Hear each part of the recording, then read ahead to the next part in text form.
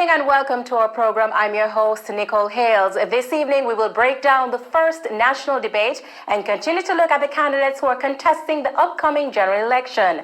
Joining me in the discussion are political analyst and acting director for institutional research at Northern Caribbean University, Paul Bourne, and People's National Party candidate for St. James East Central, Michael Hemmings. Good evening, gentlemen, and thank you for joining us. Good evening and good evening, listeners. Last night's debate saw the JLP team having Floyd Green, Kamina Johnson-Smith, and Dr. Christopher Tufton battling against Team PNP, Lisa Hanna, Raymond Price, and Dr. Dayton Campbell. Paul, the team selection, were they the best selection in your opinion to tackle these issues, and did they accomplish just that? I think both team was well represented, and I like the presentation and how the teams argued their point. Was it the best team? I would say no, because I would have liked some other persons on the team. However, they represented the party well. The Andrew Holness-led administration implemented states of emergencies to combat crime. Kamina Johnson-Smith expressed that the SOEs have worked. However, Raymond Price disagrees and proposes that the PNP will invest in intelligence policing to address crime. Paul, did the JLP in their response defend the reasoning behind the implementation of the SOEs in your opinion? And like the PNP proposed, do you believe in intelligence policing would be more effective in controlling crime? I agree with both perspectives that was given. However, I really want to say something to the People's National Party and, by extension, Jamaicans. I have examined the issue from a scientific perspective in terms of data. And the SOE is working or has worked in terms of data. However, the PNP presented a good idea, a good perspective, in the sense that we need to go into intelligence gathering, all of that, and I also agree. But I just wanted to clarify that the SOE based on statistics is actually work, or had work. Mr. Hemmings, want to bring you into the discussion. Team PNP going up against Team JLP on social issues. How would you rate the teams? Well, let me say that for Team PNP, we are fresh. We have fresh minds and new ideas coming forward, and that was exhibited yesterday in the debate. And I'd also say that the JLP team also had good opponents, but I would give the edge to the People's National Party as it relates to how our points were brought forward and how they were articulated based on responses that we gave, based on pointed questions that were posed to us.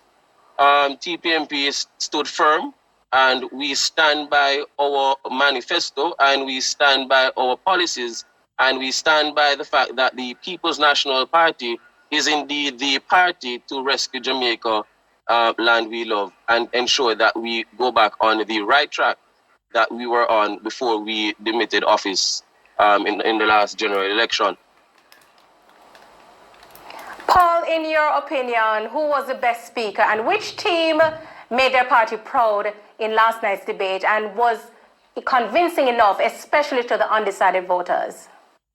For Team PNP, I gave Raymond Price. For Team JLP, I gave Green. Who I thought the winner was the Jamaica Labour Party. I gave the Jamaica Labour Party, in terms of looking at the number of questions, 6-5. And I score 1 in terms of even. And how I actually examined the issue were from a number of perspectives, based on facts, based on vision, presentation, knowledge of issue, and clarifications that emerge from there. I thought the worst person in terms of presentation was Dr. Campbell. He made light of mental health issue, and I thought that was poor of him. I think Raymond Price articulated extremely well, and I would have given him the speaker for the day if it were a debate. Nevertheless, the PNP should be proud of the person that they have actually chosen, which, of course, as I said before, I would have made modification, and my modification would come in the form of Dr. Campbell. I would have used somebody else. But Mr. Hemmings, let's bring you in shortly. This is your first time running as Member of Parliament. Why should persons choose you come September 3, and why are you entering representational politics at this time for the People's National Party? Well, I am a native of East Central St. James. I am from Somerton District, which is a part of East Central St. James. And at the age of 30, I decided to enter representational politics based on certain things that I saw happening in my community. And by extension, I want to serve the people of East Central St. James. My vision for East Central St. James is surrounding youth empowerment, community development, and how best we can make what we have in East Central work for us. So I share quickly two of my visions in East Central St. James. Most of East Central St. James is rural. We have two rural divisions, Springmount and the Somerton division.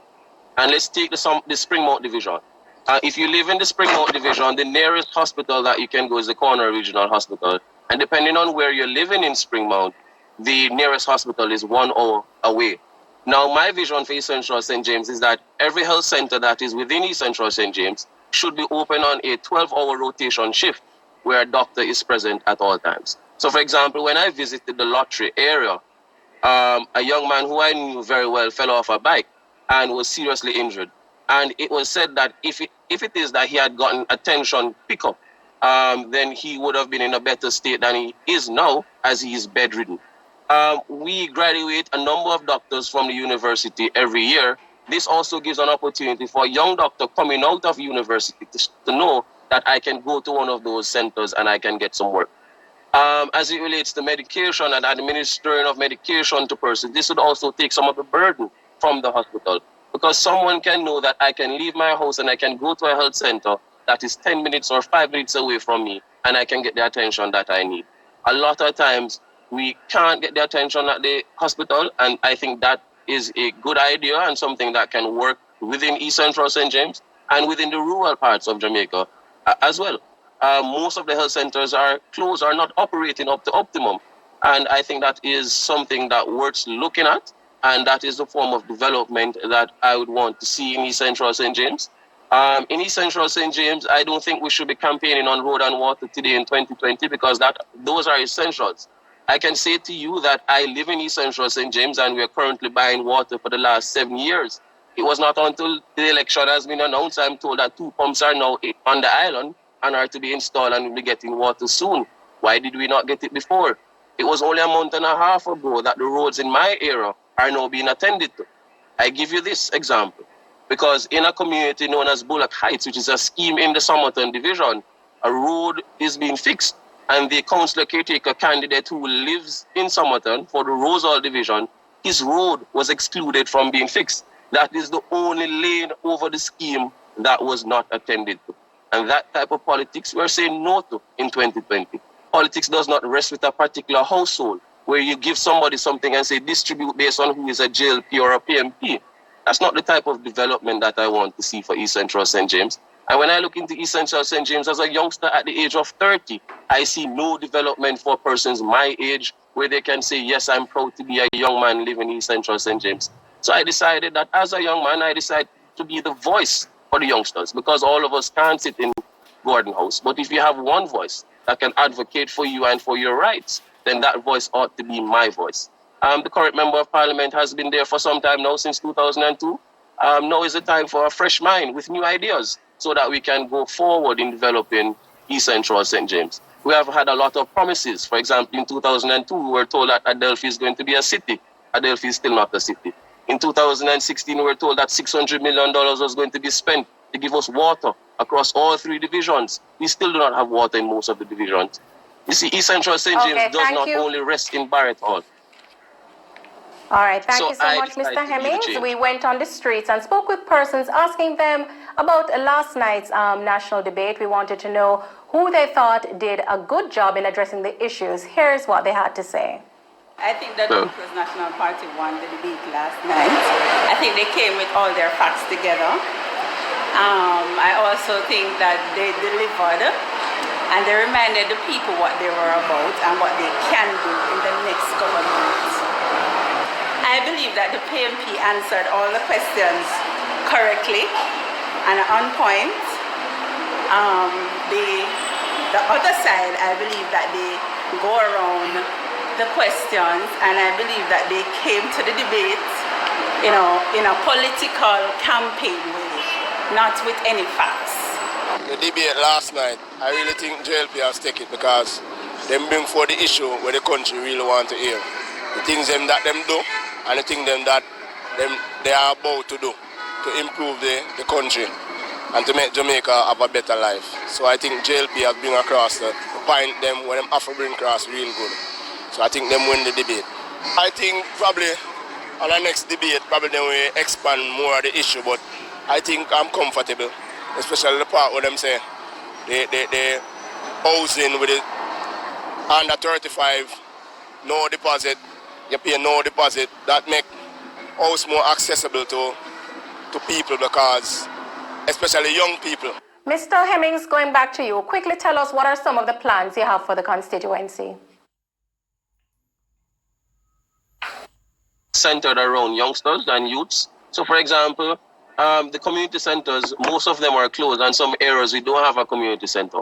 Now, the community centers ought to be an epicenter where persons can go and they know that they can acquire a skill. So my idea for my community centers and an idea for the PMP is that all community centers must be an internet hotspot.